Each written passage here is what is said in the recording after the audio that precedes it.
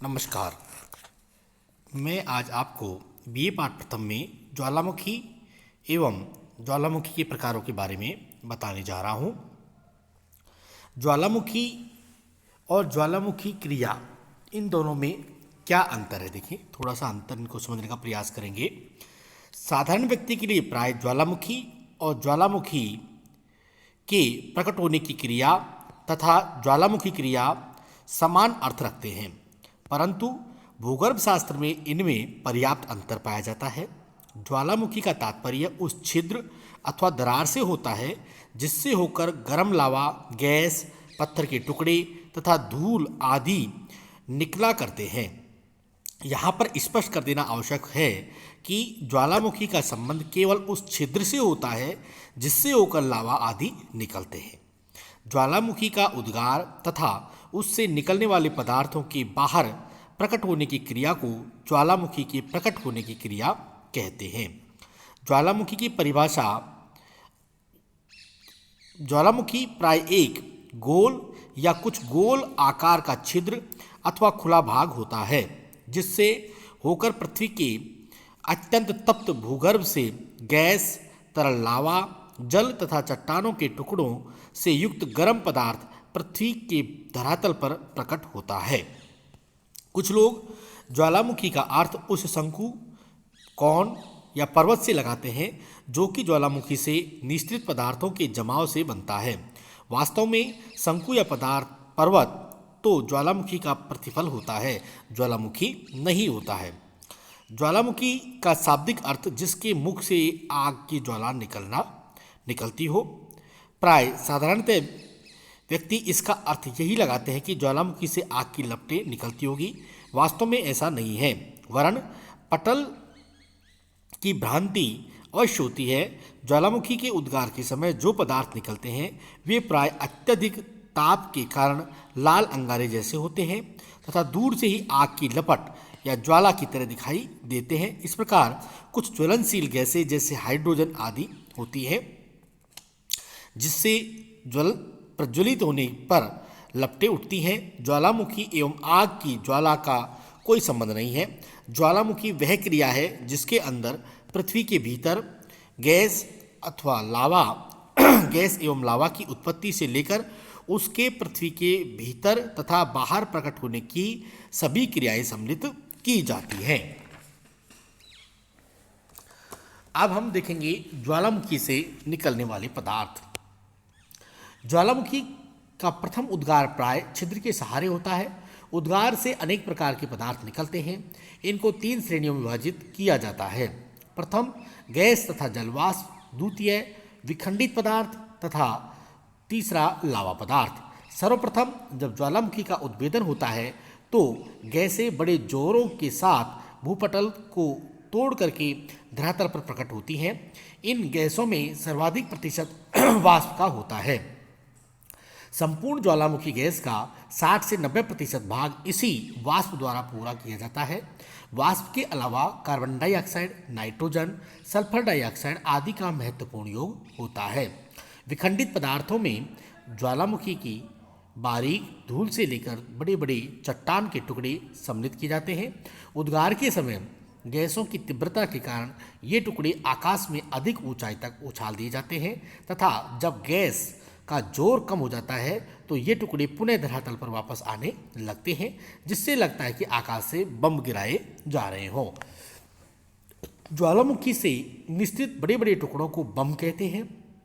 इनकी व्यास कुछ इंच से लेकर कई फीट तक होती है। इसके आकार में पर्याप्त अंतर पाया जाता है। प्राय ज्वालामुखी बम का घनीभवन लावा के धरातल पर पहुंचने से पहले ही हो जाता है। यदि यह घनीभवन पूर्ण रूपेण संभव नहीं होता है तो कम से कम उसकी बाहरी भाग तो अवश्य ही धरातल के नीचे प्रभाव के समय ठोस हो जाता है। इस प्रकार घनीभवन में परिवर्तन के कारण इनका आकार गोल, अंडाकार, लट्टूनुमा या अन्य किसी प्रकार का हो सकता है। मटर के दाने या अखरोट के आकार वाले टुकड़ों को लेपिली कहते हैं। बहुत बारीक कणों को ज्वालामुखी धूल या राख कहते हैं। जब उद्गार के साथ द्रव्य रूप में पिघला हुआ भाग बाहर आता है तो उसे लावा कहते हैं। सिलिका के आधार पर लावा 2 प्रकार का होता है, अम्ल प्रधान या एसिड लावा और दूसरा पैथिक या बेसिक लावा।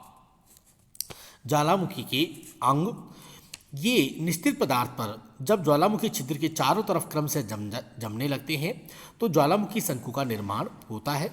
जब जमाव अधिक हो जाता है तो शंकु काफ़ी बड़ा हो जाता है तथा पर्वत का रूप धारण कर लेता है। इस प्रकार के शंकु को ज्वालामुखी पर्वत कहते हैं। इस पर्वत के ऊपर लगभग बीच में एक छिद्र होता है जिसे ज्वालामुखी छिद्र कहते हैं। इस छिद्र का धरातल के नीचे भूगर्भ से संबंध एक पतली नली द्वारा होता है। इस नली को ज्वालामुखी की नली या वैल्कोनिक पाइप कहते हैं। जब ज्वालामुखी का छिद्र विस्तृत हो जाता है तो उसे ज्वालामुखी का मुख वोल्केनिक क्रेटर कहते हैं। जब धसाव या अन्य कारणों से ज्वालामुखी का विस्तृत अत्यधिक विस्तार हो जाता है उसे काल्डेरा कहा जाता है। ज्वालामुखी के प्रकार, ज्वालामुखी के उद्भेदन की प्रक्रिया तथा उसके समय में पर्याप्त अंतर पाया जाता है। कुछ ज्वालामुखी भयंकर आवाज़ के साथ विस्फोटक रूप में प्रकट होते हैं तो कुछ दूसरे ज्वालामुखी शांत रूप में दरार के रूप में प्रकट होते हैं, जबकि ज्वालामुखी उद्भेदन के बाद शीघ्र शांत हो जाते हैं तथा कुछ काफ़ी समय तक सक्रिय रहते हैं। कुछ ज्वालामुखी कुछ समय के लिए शांत पड़ जाते हैं पर कुछ ज्वालामुखी अवकाश के बाद पुनः जागृत हो जाते हैं।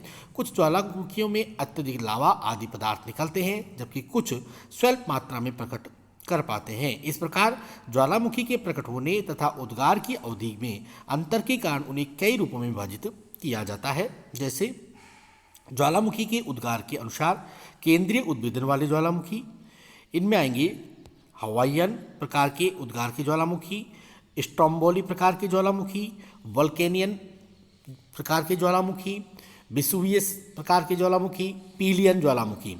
दूसरा दरारी उद्भेदन वाले ज्वालामुखी और उद्गार की अवधि के अनुसार सक्रिय या जागृत ज्वालामुखी, प्रसुप्त ज्वालामुखी और शांत ज्वालामुखी। अब हम देखते हैं उद्गार के स्वरूप तथा तीव्रता के आधार पर। ज्वालामुखी के प्राय उद्गार दो रूपों में होता है। प्रथम एक छिद्र के रूप में तथा दूसरा नली या द्रोणी के सहारे अत्यधिक लावा पदार्थ, गैस तथा विखंडित पदार्थ बड़े धमाके के साथ धरातल पर प्रकट होता है। द्वितीय, जब गैस की तीव्रता कम होती है तो एक लंबी दरार के सहारे तरल लावा शांत रूप में निकलकर विस्तृत क्षेत्र पर मोटी या पतली तह के रूप में धरातल पर जमा हो जाता है।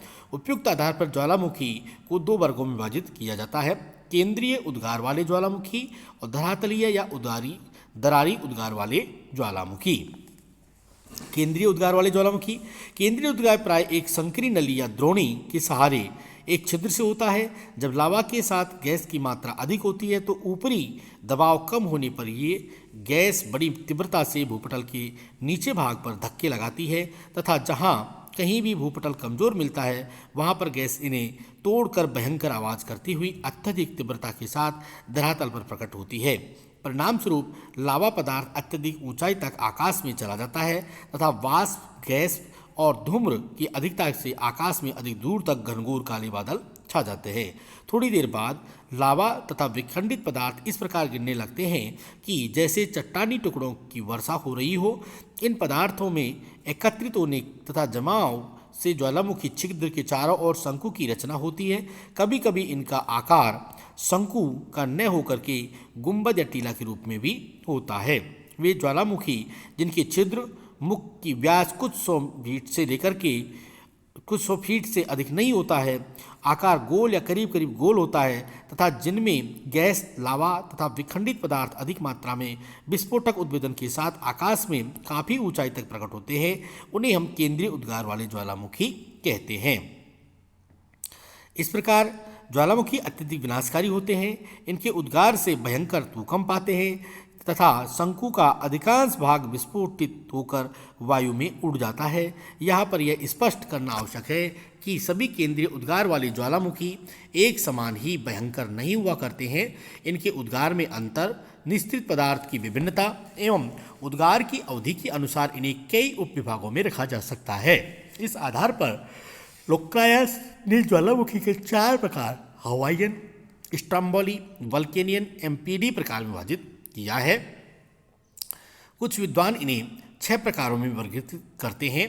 प्रत्येक रूप विशेष प्रकार के उद्बोधन पर आधारित होता है, जैसे हवाईयन तुल्य ज्वालामुखी, स्ट्रोम्बोली ज्वालामुखी, वल्कोनियन तुल्य ज्वालामुखी, पीलियन तुल्य ज्वालामुखी, विसुवियस ज्वालामुखी। इस प्रकार ज्वालामुखियों का वर्गीकरण किया जाता है। Thank you.